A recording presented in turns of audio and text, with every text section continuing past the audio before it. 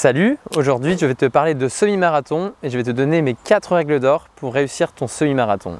Nous allons parler de préparation, de nutrition, de matériel et de gestion de l'effort.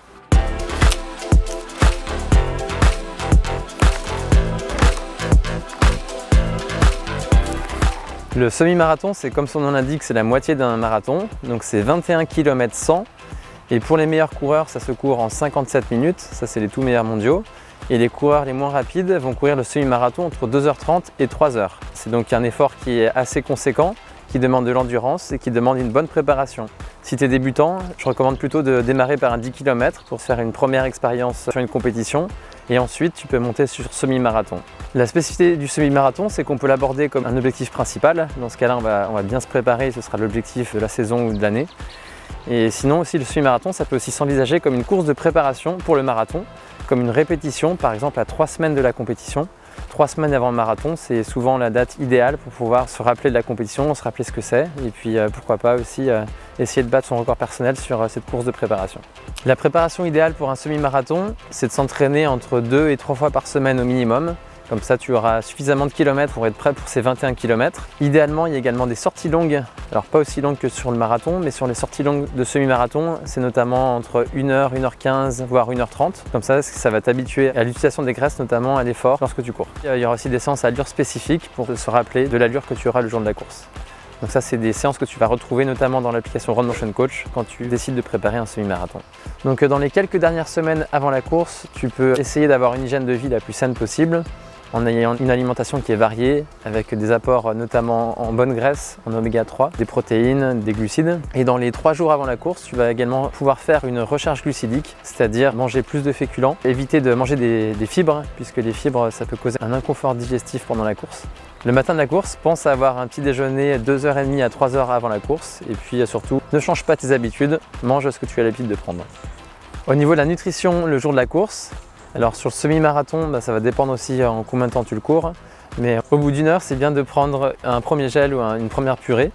Et puis là, tu peux espacer toutes les 25-30 minutes sur le reste de ta course. Donc moi, par exemple, je cours le semi-marathon en 1h08. J'ai pas toujours besoin de prendre un gel ou une purée. Et donc, ce que je fais, c'est que je la prends quand même par précaution dans le short. Et puis, si j'en ai besoin, je peux la prendre au bout de 45 ou 50 minutes. Il faut le faire aussi au feeling. Si tu ressens que tu en as besoin de le prendre maintenant, prends-le à ce moment-là. Et puis, c'est bien aussi de le prendre avec un petit peu d'eau. Donc, idéalement, tu le prends juste avant ou juste après le ravito. Au niveau du matériel, il faut rien laisser au hasard. Tout ce que tu as porté le jour J, il faudra l'avoir testé en amont.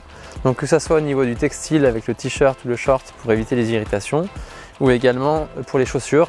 Donc idéalement, soit c'est des chaussures que tu utilises quotidiennement à l'entraînement, soit c'est des nouvelles chaussures, mais dans ce cas-là, il faut avoir fait au moins une 50aine de kilomètres avec avant de pouvoir les porter sereinement le jour de la course. Si tu es à craquer sur les dernières nouveautés du village des marques qu'il peut y avoir sur certains semi-marathons, dans ce cas-là, tu peux les garder, mais c'est plutôt pour une prochaine course ou pour les prochains entraînements, mais pas pour le lendemain, pour éviter des désagréments. Au niveau du matériel, sur semi-marathon, c'est un effort qui est relativement intense, donc tu vas vite avoir chaud.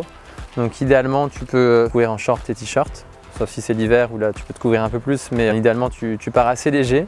Et puis bon, il y a des coureurs qui aiment bien partir avec un camelback, mais souvent c'est quand même pas très confort. Il y a des ravitaillements qui sont très souvent tous les 4 ou 5 km. Donc dans ce cas-là, la perte hydrique sur semi-marathon n'est pas non plus trop importante. Donc sauf s'il fait vraiment très chaud, tu peux partir avec ta réserve d'eau, mais en général, c'est pas ce qu'on recommande.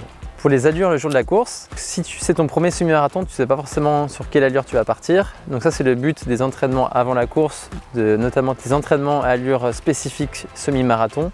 Ça va te permettre d'enregistrer le bon rythme pour la course. Et puis si tu as réussi ces séances-là, en principe, tu vas pouvoir tenir ce rythme le jour de la course. Si tu as déjà fait un 10 km ou un marathon, tu peux aussi prédire ta performance à partir d'un prédicteur de performance qu'on a mis en ligne. Donc tu le trouveras en lien dans la description.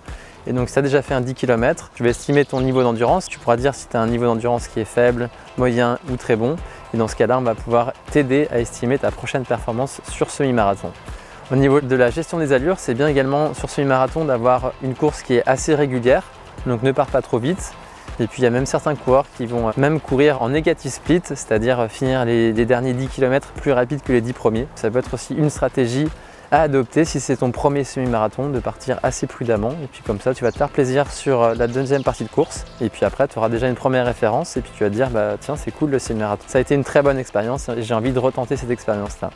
Merci d'avoir écouté cette vidéo. Tu peux dire en commentaire comment s'est passé ton premier semi-marathon, Moi personnellement, ça avait été une expérience un peu difficile parce que j'arrivais fatigué à la fin d'une saison de piste et donc j'avais pas fait le chrono que j'avais voulu. Mais après, je me suis rattrapé sur mon deuxième semi-marathon et les suivants. Si tu as aimé cette vidéo, tu peux t'abonner à la chaîne pour pouvoir suivre les prochaines. Et puis, si tu veux préparer et optimiser ton prochain semi-marathon, tu peux te préparer avec l'application Road Motion Coach où tu auras un plan d'entraînement sur mesure en fonction de ton expérience, de ton niveau et de tes disponibilités chaque semaine. Et comme ça, tu auras des séances variées, notamment des sorties longues et puis des séances allure spécifiques pour être prêt pour ton prochain semi-marathon. Je te souhaite une bonne préparation.